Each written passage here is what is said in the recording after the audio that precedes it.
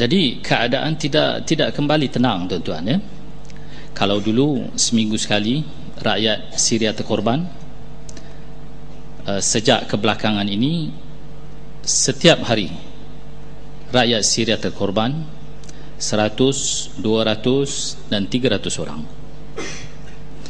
Semalam saja tidak kurang 100 orang dibunuh, dan hari sebelumnya juga tidak kurang daripada 100 orang, dan hari sebelumnya tidak kurang daripada 200 orang terkorban. Sebahagiannya adalah kanak-kanak, kaum wanita yang tidak dapat melarikan diri kerana perang ataupun kegawatan yang sedang berlaku di Syria ini. Pihak kerajaan mendepani kebangkitan rakyat ini bukan dengan cara perbincangan, namun mereka mendepani rakyat yang bangkit ini dengan kereta kebal, pelancar, peluru dan snipers. Mereka tembak daripada atas bangunan. Maka begitulah sehingga ke saat ini hampir setiap hari rakyat Syria terkorban.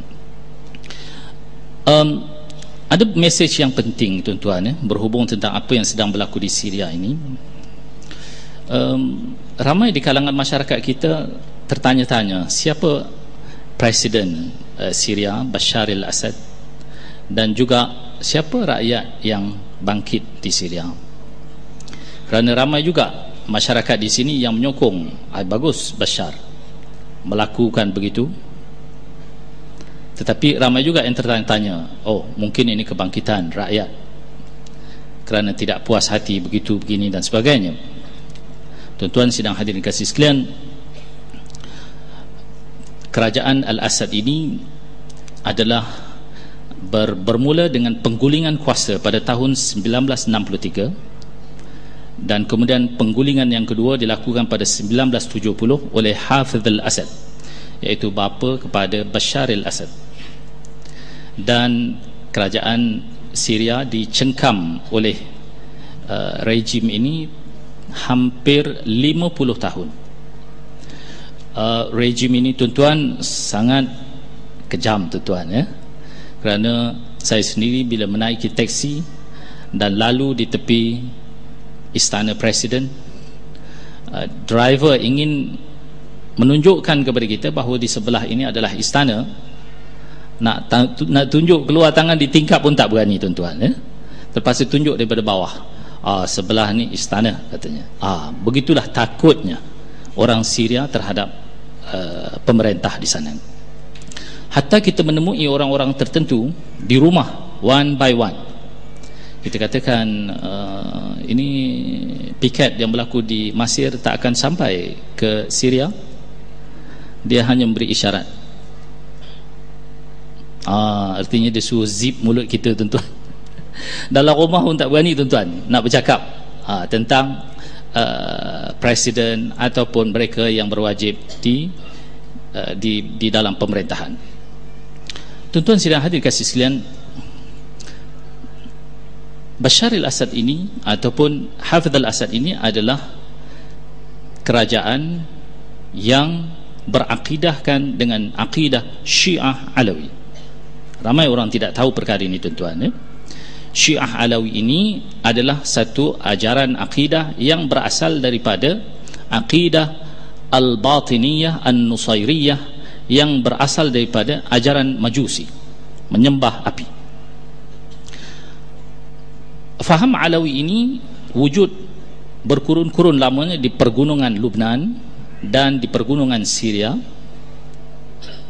Dan Alawiyun itu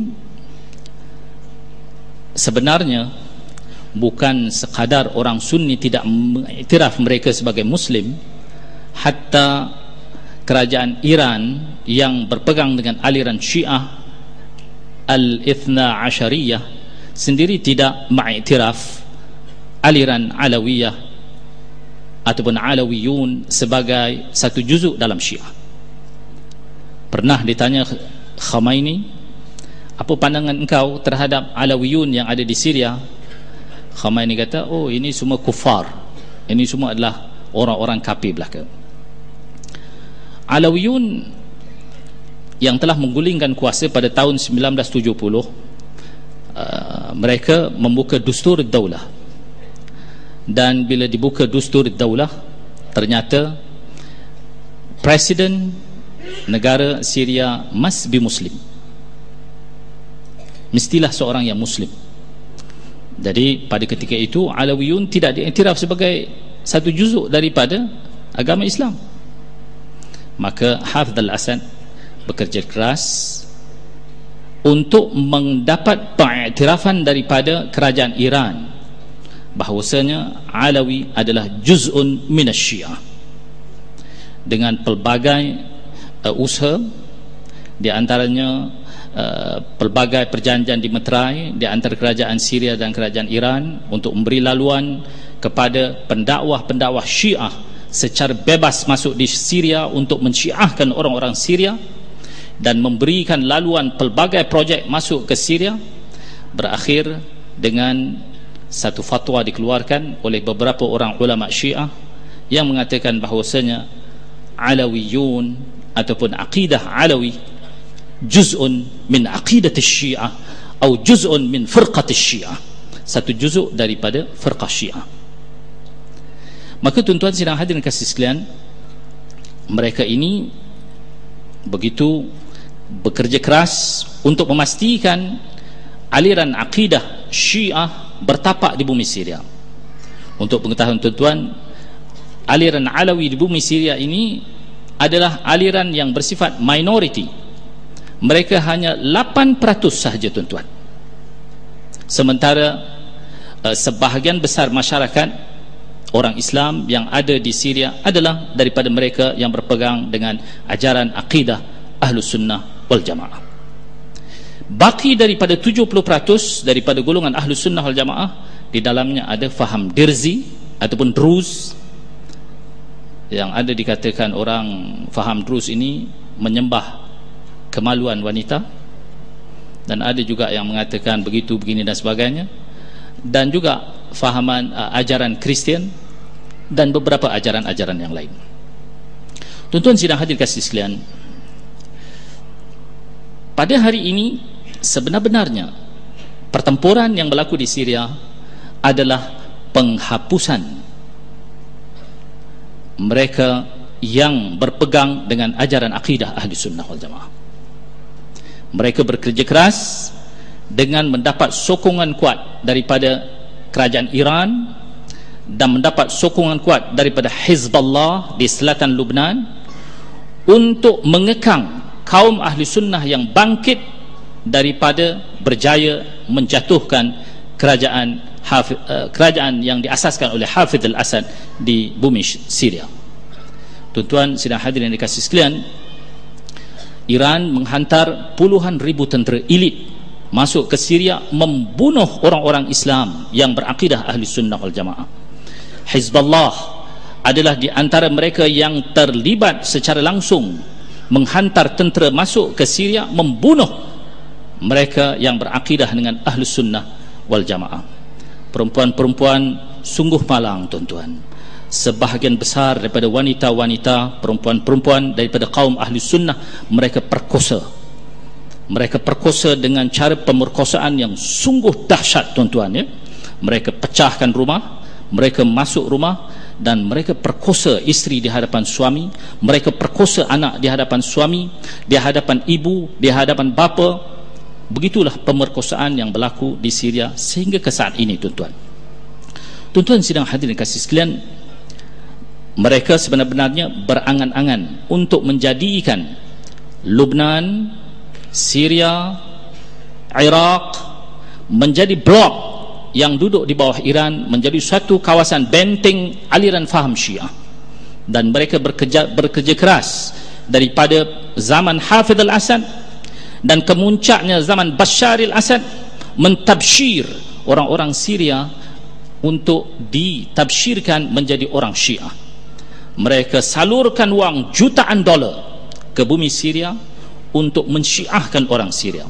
Jadi tuan-tuan sidang hadirin yang dikasihi sekalian, sebenar-benarnya yang berlaku di Syria pada hari ini adalah merupakan penindasan yang telah dilakukan oleh kaum Syiah yang telah bersekongkol Iran, Iraq dan juga Hizballah di selatan Lubnan untuk mengekang kebangkitan kaum Ahli Sunnah wal Jamaah daripada menjatuhkan kerajaan yang beraliran faham Syiah Alawi yang pada hari ini nampaknya masih tidak ada jalan untuk dijalankan satu penyelesaian.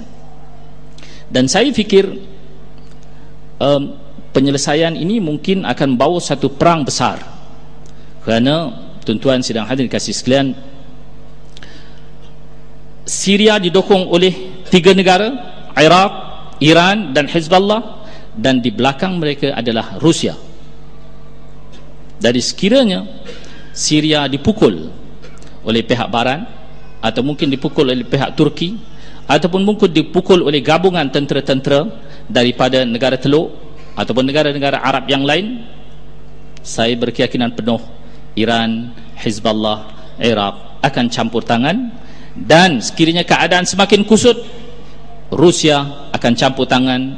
Sebab itulah setengah pemerhati politik dunia mengatakan ada kemungkinan akan berlaku satu perang besar yang berkemungkinan juga akan berlaku perang dunia ketiga yang bermula daripada Timur Tengah. Begitulah tuan-tuan secara ringkas. Saya nak cerita panjang-panjang nanti Kang habis masa tuan-tuan ya. Jadi lebih kurang begitulah tuan-tuan ya, yang sedang berlaku di Syria. Jadi bayangkan faham Syiah di Malaysia yang sudah mula menular tuan-tuan ya. 8% di Syria mereka bunuh, perkosa orang-orang Ahli Sunnah wal Jamaah.